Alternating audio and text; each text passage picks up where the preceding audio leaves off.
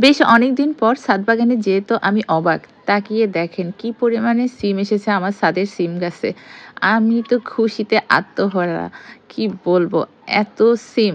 আগেরবার বলেছিলাম বাম্পার ফলন। এবার কি বলবো? বাম্পারের ডাবল বাম্পার ফলন হয়েছে। আগেরবার বলেছিলাম না ০.৫ কেজি মতো সিম পেয়েছি। এবার তো মনে হয় ১ কেজিরও বেশি হবে। এত সিম। আর সিমগুলো আগেরবারের থেকেও আরো বড় হয়েছে। মানে এত ভালো লাগতেছিল সিম তুলতে, কি আর বলবো। আমি না আশাই করিনি যে ছাদে কোনো সিম হয়েছে কিনা। আমার মেয়েটাও মানে হেল্পিং হ্যান্ড ছাদে যেয়ে যখন গাছে পানি দিয়ে আসে, ও নাকি খেয়াল করেনি যে আসলে এই গাছে সিম-টিম আছে কিনা। খুব দ্রুত যেয়েই পানি দিয়ে চলে আসে। আজকে যে ও নিজেও বলতেছে, "মামি এত সিম হয়েছে গাছে।" তো বললাম, "চল আগে সিম তুলি। সিমগুলো তুলে এগুলার একটা ব্যবস্থা করি, তারপরে অন্য রান্না করব।" তো ছাদে যেহেতু রান্না করতেই যাই, নিয়ে গিয়েছিলাম একটা রান্না করতে। তো আগে সিম দেখে সিমগুলো ভালো করে তুলে নিলাম। এই যে আমার কবুতরের ঘরের বেয়ে উঠে গেছে তো সিমগুলা, এই যে উঁচু থেকে পেড়ে, পেড়ে নামাচ্ছি। এদিকে তো এতগুলা সিম আছেই, আরও কবুতরের ঘরের ভিতরে যেয়ে নিচ থেকেও অনেকগুলা সিম তুলেছি। এই দেখেন আমার ঝুড়িটা প্রায় ভরে গেছে। প্রায় ভরে গেছে মানে কি ভরে যাওয়ার মতোই অবস্থা।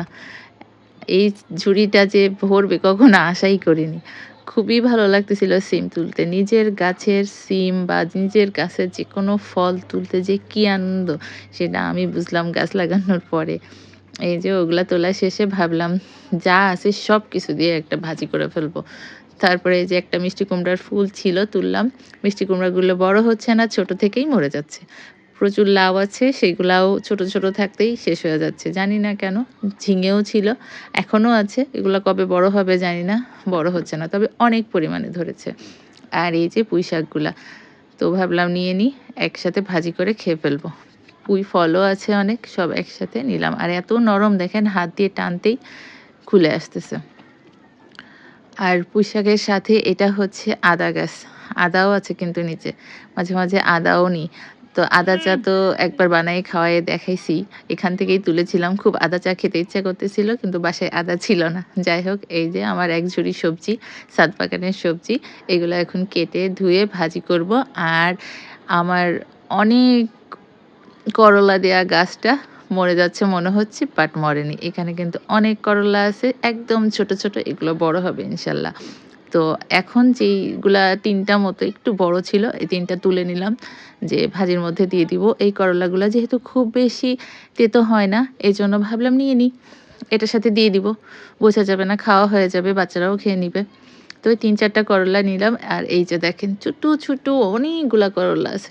এগুলা বড় হবে আশা করি। কারণ করলা গাছটা এরকমই ১ম থেকেই। মনে হয় যেন মরে যাচ্ছে, গাছের পাতা শুকিয়ে যাচ্ছে, কিন্তু না, পরে ঠিকই ফল দেয়। এই তো চলে এলাম রান্নাঘরে। কয়েকটা বড়ি নিলাম। ভাবলাম এই ভাজিটার সাথে একটু বড়ি দিলে ভালো লাগবে। এটা কুমড়োর ডালের কুমড়ো চাল কুমড়ো আর ডালের বড়ি। কি বলতেছি আল্লাহ! তারপরে দিয়ে দিলাম ওই তেলের মধ্যেই একটু পেঁয়াজ কুচি, রসুন কুচি আর একটু কাঁচামরিচ। রসুন হয়তো দিতাম না, কিন্তু যেহেতু পুঁই শাক একটু আছে তাই দিয়ে দিলাম। আর বাটিটা কিন্তু বেশ বড় বাটি। সেটা ভরে গেছে প্রায়। সিম তো আছেই, সিমই বেশি। আর তার থেকে একটু সামান্য কম হচ্ছে পুঁই শাক। এই ভাজি আর কি বলবো, ভাজি তো সবাই জানেন। এই ভাজি আগেও দেখাইছি। এটা আজকে চাইলে একটু তরকারির মতো রান্না করতে পারতাম। কিন্তু আমি তরকারির জন্য অন্য কিছু নিয়ে এসেছিলাম রান্না করতে। এজন্য ভাবলাম থাক, এটা একদম ভাজি করে ফেলি। আর আমার বাসার লোকজন তো খুব অবাক, এটা ভাজি করে যখন নিয়ে আসছি। ছাদে এত সবজি ছিল, মানে আমার শাশুড়ি বিশেষ করে। কারণ উনি তো ছাদে যান না, এজন্য।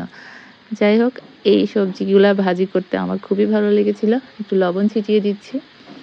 খুব অল্প সময়ই লেগেছে ভাজি করতে, যেহেতু ছাদের গাছ থেকে তুলে একদম তখনই ভাজি করেছি। ৪ থেকে ৫ মিনিটের মধ্যেই সব সিদ্ধ হয়ে গেছে। খুবই মজা লাগলো এই ব্যাপারটা। আসলে ফ্রেশ সবজি খাওয়ার মজাই আলাদা। ভাজি করতে মানে তরকারি রাঁধতেও সুবিধা। এই যে দেখেন হয়ে গেছে আমার ভাজি। এটা নিয়ে এখন চলে যাব বাসায়। বাসায় আসার পরে সত্যিই সবাই খুব অবাক হয়ে গিয়েছিল যে একটা আইটেম রান্না করতে যেয়ে ও ২ টা আইটেম রান্না করে নিয়ে আসছে। আর খুব মজা করে খেয়েছি আমরা। সত্যি কারো যদি একটুখানি জায়গাও থাকে, সবাই এরকম সবজি গাছ বা যেকোনো ফল গাছ লাগিয়ে ফেলবেন। অবশ্যই কিছু না কিছু পাবেন। গাছ কখনো হতাশ করে না, আমি আবারও বলছি। সবাই সুস্থ থাকবেন, ভালো থাকবেন, আমার সাথেই থাকবেন। এই তো আজকে তো আমি নিজেই অবাক হয়ে গেছি ছাদে যেয়ে। তাই সেটা আপনাদের সাথে শেয়ার করলাম। আমার ভালো লাগে আপনাদেরকে জানাইতে। আর যেহেতু রান্নাবান্না বিষয়ক বিষয়টা, তো আপনাদের তো জানাবো, তাই না? তো সবাই সুস্থ থাকবেন, ভালো থাকবেন। আল্লাহ হাফেজ।